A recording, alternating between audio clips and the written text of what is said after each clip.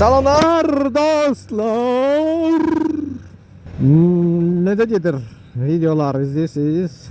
Baxıram arada yaman bezirsiniz ha mənim videolarımdan deyəsən. İzlənmələr arada bir düşürlər aşağı. Düşürlər, qalxırlar, düşürlər, qalxırlar. Gündəlik videolar yaxşı izlənir. Amma boşboğaz videoları belə də 100. Əslində mən istədiyim tempdə izlənir. Amma hara çıxıyorsun kardeş? Ha bu nə qəşəng maşındır. Adam istəyir belə tutsun arxaya dartsın bunu. Getdiyi yerdə. Canı yanmış da çox qəşəng görsənir də qıraqdan. Mini. Əsl Avropada hamı bundan sürür. Yəni bu tərz balaca maşınlar. Bizdə amma nə danışsan. Maşın nə qədər böyüksə sən o qədər böyüksən deməkdir. Ona görə də ən böyük maşını biz almalıyıq. Ən böyük maşın Bakıda mənim olmalıdır. Heyfdir bu. Nə edirsən? Bakıda əsas odur ki, ayağı yerdən götürsün. Elə bil ki, Bakıda da güclü 4-5 uşaqlı ailələr var. Gedirlər böyük maşın alırlar. Sən uzaqsan olar bir uşağın, 2 uşağın. Heç bu dəqiqə 2 uşaq belə yəni çox az ailədə görsənir. Sonradan bu dəqiqə bir uşaqla kifayətlənir. Bir uşaq, uzağı yoldaşınsan, bir də evdə tutaq ki, indi ailə üzvlərindən birin anon, aton və s. Bəsdir də, bəsdir, polnu bəsdir balaca maşın. Yəni onsuz da bizim biz Azərbaycanlıların boyu ortalaması yəni məlum məsələdə nə qədərdir. Yəni elə bir hündür millət də deyilik ki, deyim ki, buradan keçək qabağa. Deyim, yəni elə bir hündür milləti sığışmırıq maşına. Balaca boyumuz var. Avropalıların boyu valla nə hündürlükdədir. Adamlar şey eləmirlər yəni. Böyük maşın almırlar yəni. Keçənməyəcək, əlimi qazdan götürüm. Boş yerə. Gəlib qabaqda tormuz vermək. Velosipetimdə arıqdım. Gedim velosipetimi götürüm birazdan. 3-ə kimi işləyim. Sonra motosikleti çıxartmağa dəysin. Sonra gəlin velosipetimi götürüm. Ay Allah, velosipetim üçün darıxmışam ya. O qədər çox velosipet sürmək istədim bu gün səhər. Baxdım amma yağış yağıb, yer yaşdı, üstüm islanacaq. İnansız dəhşət ürəyimdə qaldı velosipetim. Sürmək istədim. Çıxıb bir saat da olsa uzaqlaşmaq istədim. Belə biraz düşüncələrə qərq olmaq istədim, olmadı. Düşdüm, biraz gəzdim, qayıtdım. Heç olmasa enerjimi elə atdım da. Çox səhərlər velosiped sürməyin ləzzəti ayrıdır. Çox gözəl hissdir. Heyf ki, yağışlı havalarda, küləkli havalarda alınmır deyə məcbur qalıram, sürə bilmirəm. Buradan sola dönəcəyik. Buradan qabağa gedə bilərik, qardaşlar. Mən gözünüzü yumun. Arada yazırlar şəhərlərə ki, qaqaş protiv çıxma. Vallahi yəni maksimum çıxmamağa çalışıram. Bu qoşa xəttin üstü ilə getdim gördüyünüz kimi. Çıxmadım yəni əslində. Faktiki olaraq. Buradan sola dönək. Keç dayıcan, keç. Keçin gözəl insanlar. Bu gün çox qəşəng bir gündür. Hava o qədər də isti deyil. Yüngül külək var. Belə amma ləzzət eləyən küləkdəndir də. Ləzzət eləyən küləkdəndir.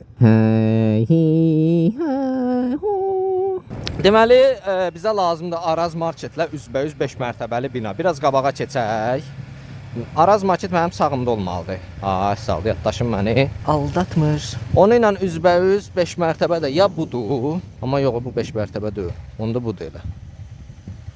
Gördünüz necə? Zaten o bir üzbəüz sayılmır. 44-cü bina. Bunun girişi hardan dolu.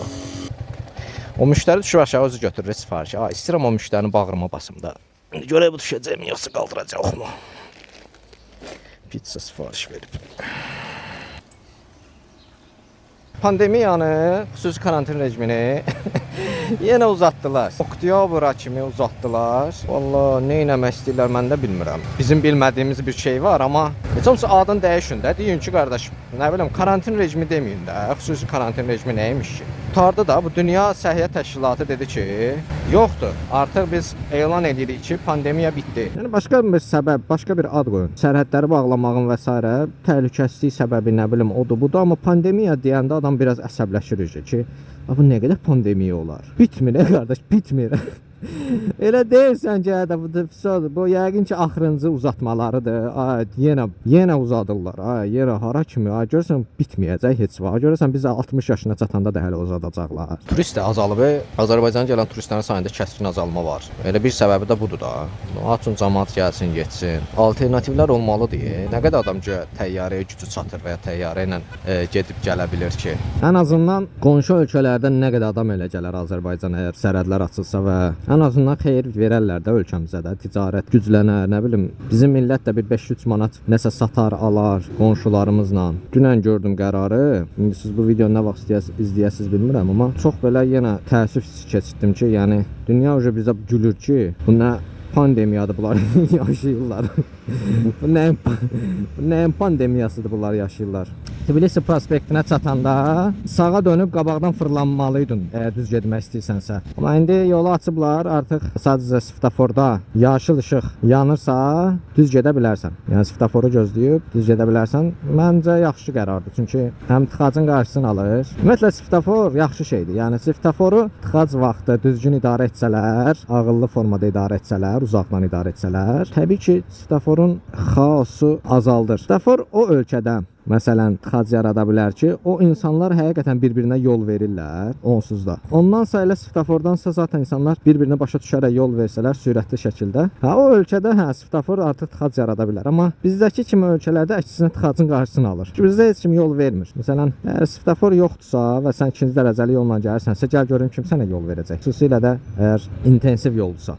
Heç kim yol verən deyil. Ona görə elə bizə svetofor yaraşır ancaq. Deyə Bakının hər yeri svetofordur. Niyə? Çünki görürlər ki, yol vermə mədəniyyətimiz yoxdur deyə hər yerə svetofor qoyurlar. Burada nişan qoyublar. Demək, nişanın mahiyyəti nədən ibarətdir? Əgər burada siz sağa dönürsünüzsə, yol vermək şərti ilə sağa dönə bilərsiniz və yəni sizə icazə verilir sağa dönməyə. Və həmin nişan sizə sağa dönməyə icazə verir. Kimsə siqnallayır. Arxada amma kim siqnallayır da mənlik deyil. Mən heç kimin yolunu kəsməmişəm. Qalanı mənə maraqlıdır. Aha, bax bizə yandı. Əvvəl buradan düzünə yol yox idi. Məcbur idim sağa gedib qabaqdan fırlanıb Tbilisidən aşağı düşənlərin tıxac yaradırdım. Amma indi artıq gec qalmadı.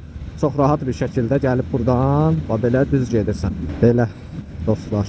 Təbii ki, körpüdən də gələ bilərsiniz, amma bu istiqamətə dönənlər üçün və ya bura gələnlər üçün buradan təbii ki, gəlmək olmur da. Mən sadəcə sizə yolu göstərmək üçün oradan gəldim. Yoxsa normalda mən də körpüdən istifadə edəcəydim. Çünki körpü daha rahatdır da buradan gəlməyə.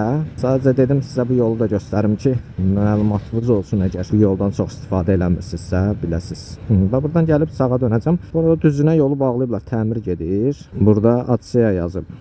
Su Ehtiyatları Agentliyi, köhnə Azərsu da. İndi adını dəyişib ATSEA qoyublar. Bəlkə də adını dəyişməyiblər, nə bilim o ayrı bir qurumdur. Amma əvvəl hamı Azərsu deyildi, indi ATSEA deyirlər.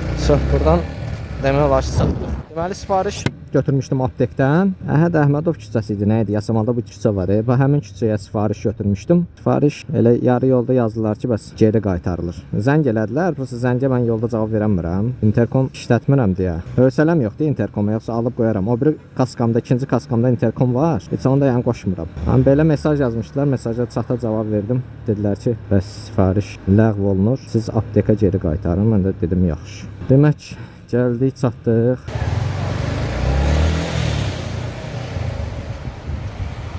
Ana günə qoyublar ha. Bura səkisin təmir edirlər deyəsən. Səki salırlar bura. Səkilərimiz onsuz da bərbad gündədir. Nə qədər düzəltsələr yaxşıdır o qədər.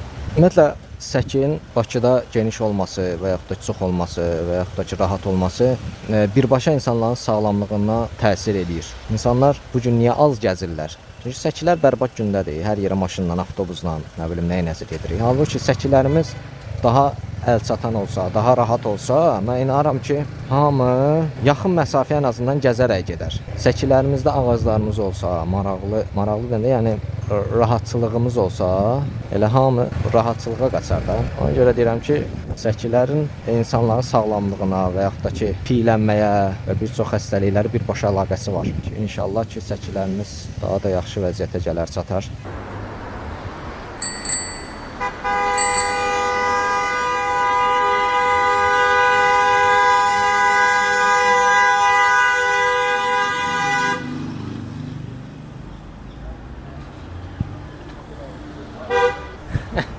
Bir bəsdir də, baş beynimiz getdi.